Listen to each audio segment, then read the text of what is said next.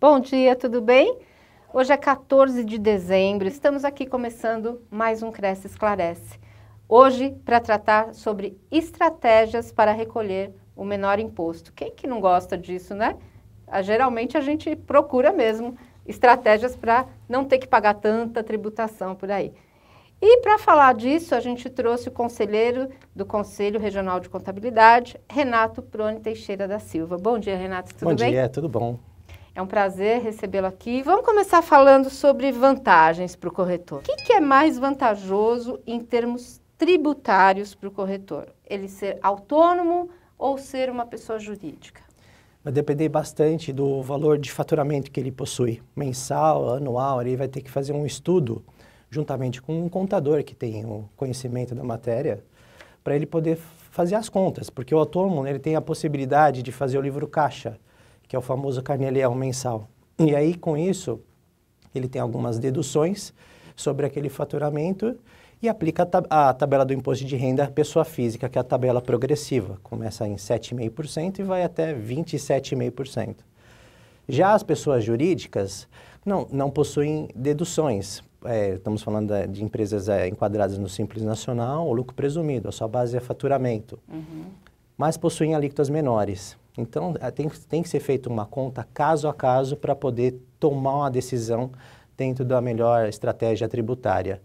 Em tese, em média, assim, geralmente os valores que mais valem a pena são as empresas optantes do Simples Nacional.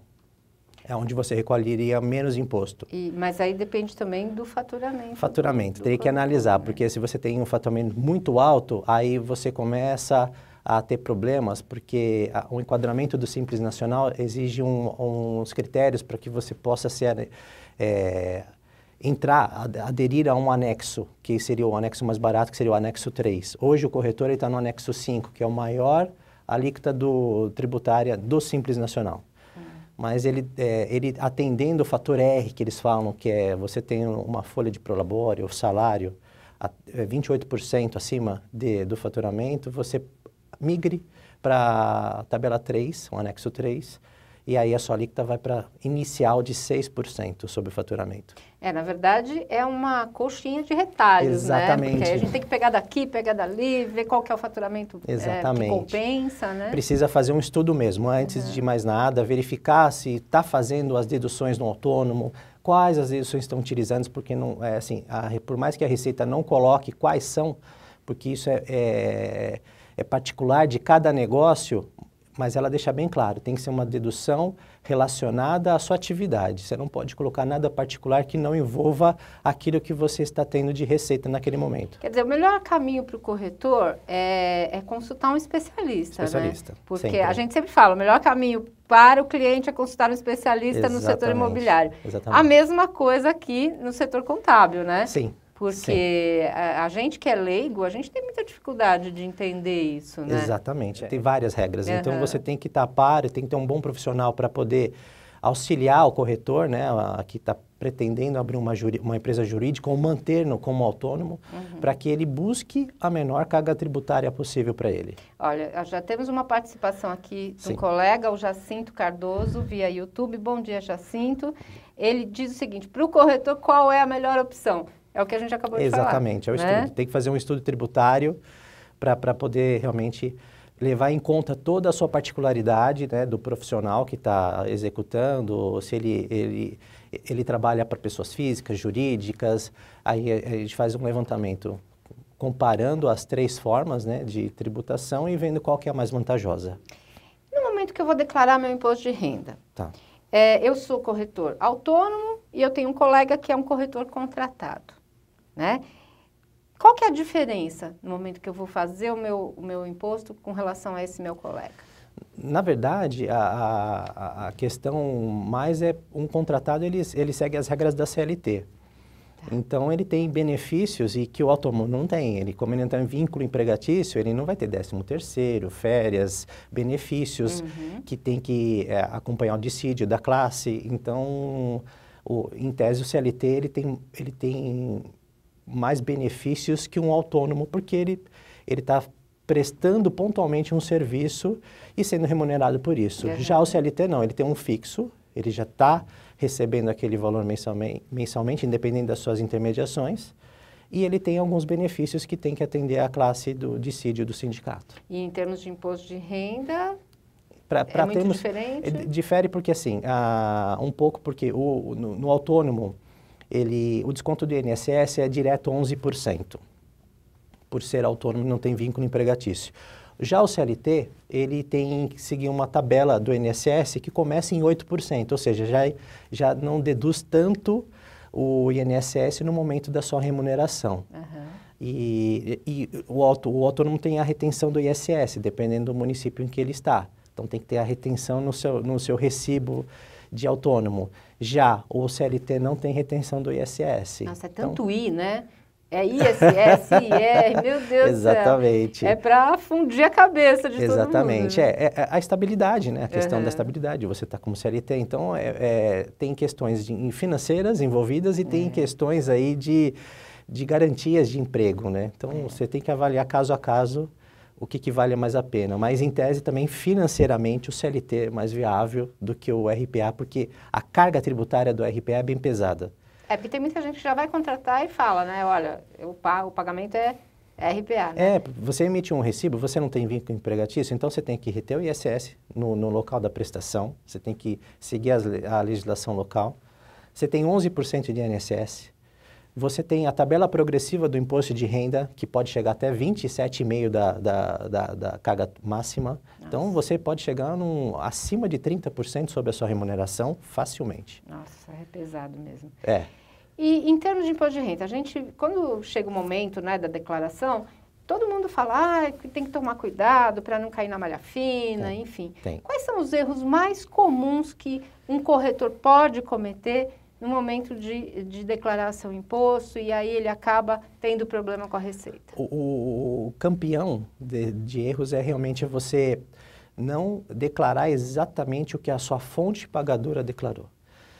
Toda a sua remuneração, como autônomo ou empregado CLT, você precisa declarar em cima do informe de rendimento que aquela fonte pagadora fez junto ao fisco, seja através da DIMOB, seja através da DIRF, ele tem que declarar exatamente os mesmos valores. Uhum. E aí, às vezes, por questões aí de mau controle, a empresa declara um valor que foi pago para ele e ele declara outro em seus controles em planilhas que ele fez à parte e não seguiu a mesma informação prestada junto ao fisco. Esse é o campeão. E aí quando a comparação... A princípio não é uma pré-malha que eles falam, né? Uhum. Você não entra na malha fina, você recebe um termo de intimação onde que você pode fazer a correção tempestivamente, você tem um prazo bastante grande para você poder fazer essa correção e aí automaticamente você já não tem mais aquela pendência na sua declaração pessoa física. Então não é direto assim, por exemplo, eu errei e aí já estou na malha fina, já tenho problema. Não, a malha fina ela só vai acontecer se você realmente passou o prazo de prestação daquela pendência, em que ela vai solicitar a documentação via correspondência para você e ela vai averiguar se realmente aquela remuneração houve algum crime de ordem tributária, alguma coisa nesse sentido, que aí você tem que recolher as penalidades, seja quem for o infrator. Uma coisa, Renato, que a gente também percebe que ainda o corretor tem muita dúvida é com relação ao microempresário individual, né? Sim. Ao MEI. Isso. O corretor pode aderir ao MEI? Pode ser MEI? Não pode. Infelizmente não pode. Essa regra que o governo fez é para realmente pequenos negócios. Se vocês acessarem no site do próprio governo, do portal do microempreendedor individual, lá vai estar uma lista de quais são as atividades permitidas para esse tipo de empreendedor. Então, e tem algumas regras. Então, você não pode, além de você atender, você está apto, aquela atividade é de fato a sua, que você pode prestar, você tem que ter um limite de faturamento. Então, hoje, com a alteração em 2018, o faturamento dessa classe é até 81 mil de faturamento ano. Ultrapassou esse valor de faturamento, automaticamente você tem que mudar a suporte de empresa indo para uma empresa do Simples Nacional ou uma de lucro presumido, dependendo também do estudo tributário. E mesmo que o corretor tenha esse faturamento de até 80 mil por ano, ele também não pode Não entrar. poderia, porque ele não tem a atividade de corretor de imóveis dentro das atividades permitidas lá no portal. Que tipo de atividades que são permitidas para a MEI? Geralmente lá é motoristas, feirantes, fretes pequenos, comércios bem pequenos, principalmente de lojas de rua ou aqueles box em pequenos shoppings, em convenções, alguma coisa nesse sentido. Marceneiro, pedreiro. Então, são serviços que antigamente não tinha uma adequação tributária interessante para essa classe e que eles não declaravam ou declaravam na pessoa física e ficava muito caro, o governo estabeleceu uma nova regra, que é a MEI, para que eles possam se formalizar e poder emitir declarações, ter suas remunerações declaradas e tudo mais. Vamos falar um pouquinho do Simples agora? Sim, claro. Há alguns anos o corretor passou a poder aderir ao Simples, Exatamente. né? E sempre a gente houve uma discussão de que é vantajoso, não é vantajoso, o que eu tenho que fazer para aderir? Então vamos dar um panorama geral para o corretor? Lógico. O Simples Nacional, de fato, é a menor carga tributária. No caso do corretor de imóveis, ele está dentro do anexo 5. Infelizmente, esse anexo é de prestação de serviços, mas ele está na maior carga tributária do anexo, que começa de uma alíquota de 15,5%. Ele tem alguns benefícios.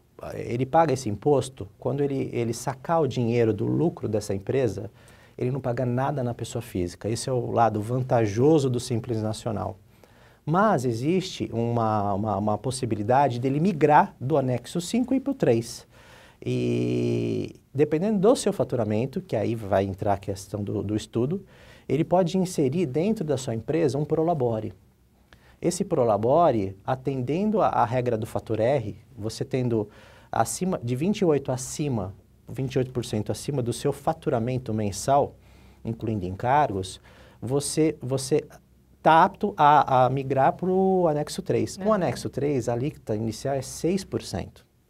Então, você teria um prolabore, um rendimento tributado, pagaria seu INSS lá, contribuiria com a aposentadoria e estaria pagando a menor carga que existe hoje em termos de Simples Nacional prestação de serviços, que iniciaria em 6%.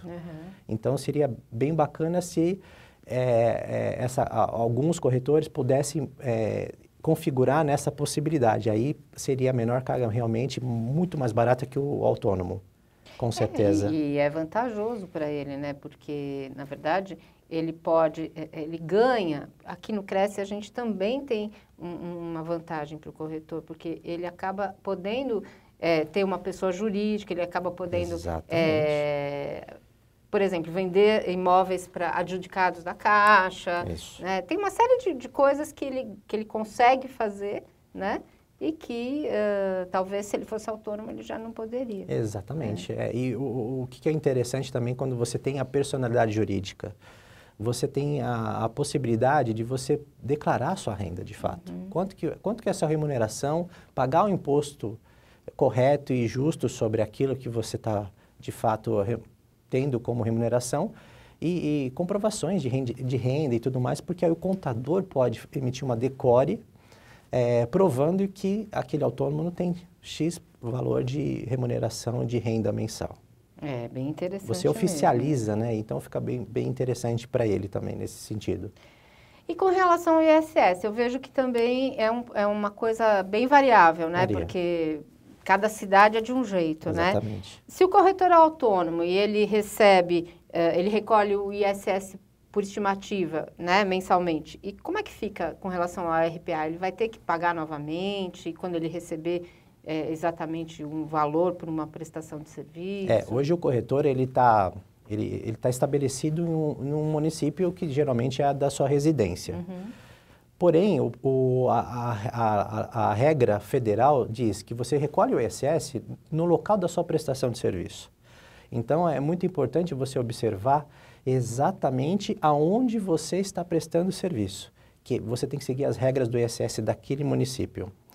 Você tem o ISS local, que você poderia estar recolhendo realmente por estimativa, que seria um valor fixo de ISS por ser um profissional de profissão regulamentada. Uhum.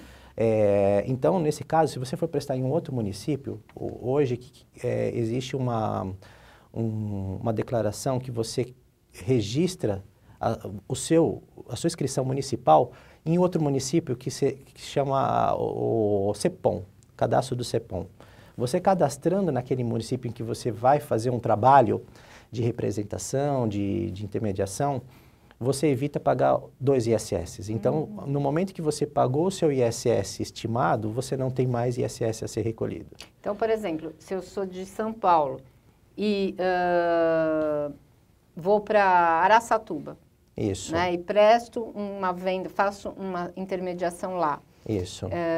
E há essa disparidade do ISS. Então, se eu tomar esse procedimento, eu não preciso Não, você só vai pagar em um local, você não vai pagar em 2. Muita gente não se atenta a esse detalhe do cadastro e acaba tendo que pagar 2 vezes, infelizmente. Até fazer o cadastro no CEPOM. Mas é só fazer esse cadastro que exatamente, você já se garante, em qualquer município. Em qualquer município. O cadastro do CEPOM é bem simples. Você tem que realmente seguir alguns procedimentos e entregar a documentação naquele município em que você está querendo fazer a inscrição. Automaticamente você ganha uma inscrição local. E você pode prestar serviço naquele local sem ter que pagar 2 ISS no momento da operação. Maravilha, né? Olha, já é uma boa dica para quem não sabia. Exatamente. Aí, ó, estamos conseguindo reduzir o imposto. Renato, com relação à entrega da DIMOB, quando que tem que ser feita? O empresário, que controle que ele tem que ter sobre as operações, as receitas da imobiliária, o que ele tem que prestar de contas, vamos dizer assim?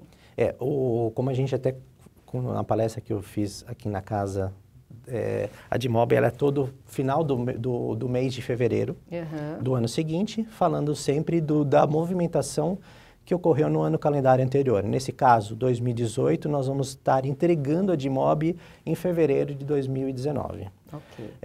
Em cima dela, você tem que fazer um controle mensalmente de todas as intermediações que foram concedidas, recebidas por parte dos contratantes. Então, no momento que você tiver a informação anual de todas as operações que você teve de receita, você vai declarar exatamente no mês de fevereiro do ano que vem, para que você apresente as mesmas informações que as outras partes irão declarar também na DIMOB quando tiver a operação. E é aquele caso que a gente comentou da fonte pagadora, que uma empresa declara um valor, o intermediário declara outro, e aí realmente existe as intimações, as pendências na declaração física, porque não se confrontou as informações antes da declaração. É bem complicado, né? Tem que tomar muito contato. Precisa cuidar bastante, ter esse controle de receita, né? Exatamente. Muito bem afiadinho ali, né? Porque hoje é automático. A receita, você entregou a DIMOB, você entregou a sua declaração de física, não tem mais um fiscal do imposto de renda analisando manualmente aquela informação. Hoje tem um robô na receita, em que ele já automaticamente não bateu o campo X com Y, não é o mesmo valor, automaticamente gera uma pendência e você vai ter a dor de cabeça de ter que prestar contas e falar, olha, errei a informação, está aqui uma retificadora, alguma coisa desse tipo, para você regularizar o seu cadastro. Principalmente se o rendimento for alto, né? Se as receitas forem altas. Sim, porque pode ter feito cálculo errado e não pagou imposto naquele período corretamente. Aí tem diferenças com multa e juros. Nossa. Realmente precisa ficar atento, né? Exatamente. E, normalmente, o empresário ele tem um péssimo hábito de misturar a vida financeira pessoal com a da empresa, né? Então, eu queria que você falasse um pouco sobre isso e que dicas que você daria para ele não ter esse tipo de problema. Isso é um problema muito sério, porque a pessoa tem que realmente separar. Isso é uma doutrina que você tem que fazer, porque a partir do momento que você abre uma pessoa jurídica, são personalidades distintas. A empresa tem a sua vida e a pessoa física tem outra. Então, é de suma importância que a pessoa crie essa disciplina em que ela emitiu uma nota de fiscal sobre o seu faturamento, ela receba na conta bancária da empresa. Paga os impostos, paga todas as despesas da operação, tudo mais. Deu lucro, pagou pro Labore, sobrou saldo na conta, deu resultado positivo no balanço, aí você saca isso, você pega e transfere dinheiro para a pessoa física. Lá você trata toda a sua vida particular sem ter que ficar misturando com a jurídica. Isso é ruim porque as suas informações particulares, no momento que você mistura, elas vão ser registradas no balanço da sua empresa. Não necessariamente vai ser uma despesa, porque eu não posso lançar despesas pessoais como na pessoa jurídica. Mas fica lá o registro de movimentações que não são da personalidade jurídica dentro dela. Então, isso fica muito ruim para informações do balancete. Isso também entra em conflito na questão do COAF, que recentemente foi formado, né? E que você tem que prestar contas sobre movimentações que não têm casamento de receitas. Então, a partir do momento que você mistura a sua física com jurídica, tomou um empréstimo na física e depositou conta na jurídica, pode gerar uma dor de cabeça a futuro e que você tem que ir lá prestar contas o que refere-se àquele montante que passou na conta jurídica e que não tinha uma nota fiscal dando base àquela entrada de dinheiro e depois saiu. Então, é muito importante a separação. A gente tem ainda a visão, né, daquele controle feito no papel de pão, né? Exatamente. E é isso que tem que acabar, né? Porque hoje não existe mais. O COAF está em cima mesmo. Né? Tá cruzando as informações, inclusive bancárias, de todo mundo. E não interessa se você não é um político, é um cidadão comum. Não, um cidadão comum. Né? Todo mundo está sujeito a esse controle, né? Exatamente. É muito importante. É interessante a pessoa, até antes de abrir a empresa, ela tomar um conhecimento, fazer um curso de empreendedorismo. É interessante, porque não precisa ser nada extenso. É entender o conceito de um capital social, para que serve, realmente a movimentação, o que são gastos e receitas da jurídica, o que são gastos e receitas da física, para você separar essas duas personalidades. Antigamente tinha muito, acho que por conta até das empresas familiares, né? As pessoas passam de pai para filho, aí já não sabe mais se pagou salário ou se deu mesada para o filho. Né? O problema é quando você está falando do mês anterior, é fácil. O duro é que o fisco ele pode ir atrás 5 anos. Então, você tá em 2018 e vem fatos de 15, 16, você vai lembrar? Não vai lembrar mais. De jeito nenhum, né? Por isso que é importante o controle. Isso. E com relação a quando a pessoa é jurídica, né? O que é mais vantajoso? Na tributação do lucro presumido ou do lucro real? O lucro real, ele tem uma particularidade porque, como eu falei, o simples e o presumido, a base de cálculo é o faturamento. Em tese, são as menores cargas. O lucro real, a base não é faturamento, é resultado. Então, se o resultado da empresa, após todas as deduções possíveis que podem ser concedidas na jurídica, ele parece ser igual um autônomo, que você coloca suas receitas físicas, suas despesas físicas relacionadas à sua receita. No final vai apurar um lucro e em cima desse lucro você paga um imposto de renda e a contribuição social. Isso vai depender muito também do valor, o montante do lucro. Em tese, o lucro real não serve, porque quando você tem atividade de prestação de serviço, geralmente a sua margem é bem alta. Você não tem tanta despesa para abater da sua receita. Diferente de um comércio, por exemplo, que além das despesas fixas, que ele tem que ter uma estrutura para atender, balcão, seja varejo ou atacado, ele também tem o custo da mercadoria. Agora, o prestador já não tem, ao menos que ele tenha uma estrutura grande, que ele tenha bastante funcionários, e aí você tem que realmente avaliar o percentual que ele tem de lucro, se é viável ou não a tributação do lucro real. Então, entra também dentro do estudo que tem que ser feito com um contador, um especialista, para poder dizer se vale a pena ou não. Tá. E com relação a INSS, quais são os percentuais e como é que funciona com relação aos benefícios, enfim? INSS? Então, a contribuição do INSS, você estando como autônomo, você vai recolher como não tem vínculo, você não vai ter aquela retenção mensal na sua folha de pagamento. Então, você tem que recolher manualmente o carnê do INSS em cima da sua base, né, do seu piso salarial, em que você tem de remuneração, e isso é fator de quanto mais recolhimento, quanto mais você atingir o teto, mais você ter benefícios na aposentadoria no final do seu ciclo de trabalho. Mesmo que ainda falte muito tempo para eu me aposentar? Sim, sim. A Receita Federal, na média, ela pega sempre os 15 últimos anos a maior base, mas é desde o início da sua entrada profissionalmente até o final, respeitando a idade, né, de homem e mulher, e eles fazem uma média, que é o fator previdenciário, que isso que vai se chegar no cálculo exato de quanto que é o seu benefício de remuneração de aposentadoria.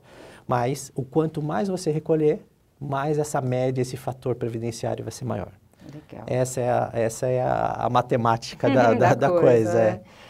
Renato, como é que... com relação à comissão, né, os honorários do corretor, caso fique acertado que esses honorários serão pagos pelo comprador do imóvel, sim, como é que fica essa situação em termos tributários para a imobiliária? A imobiliária, nesse caso, ela não vai ter a dedução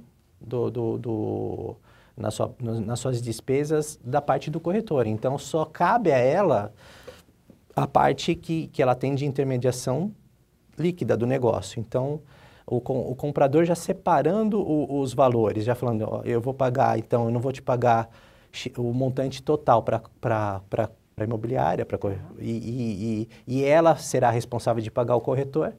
Então eu já separo, então a corretora vai receber a sua parte, e em cima dela que vai ser tributada, e o corretor vai receber a parte dele, já de forma separada. Legal. E as pessoas jurídicas que fazem intermediação de aluguel, elas devem declarar os valores totais recebidos dos locatários ou os valores já descontados dos encargos dedutíveis para os locadores para fins de apuração de imposto de renda. Ela declara a operação toda, mas para fins de recolhimento do imposto dela é sempre já deduzido. Ela não paga duas vezes o mesmo montante para não dar bitributação. Então ela recolhe somente a parte dela que coube da sua receita pela intermediação. Legal.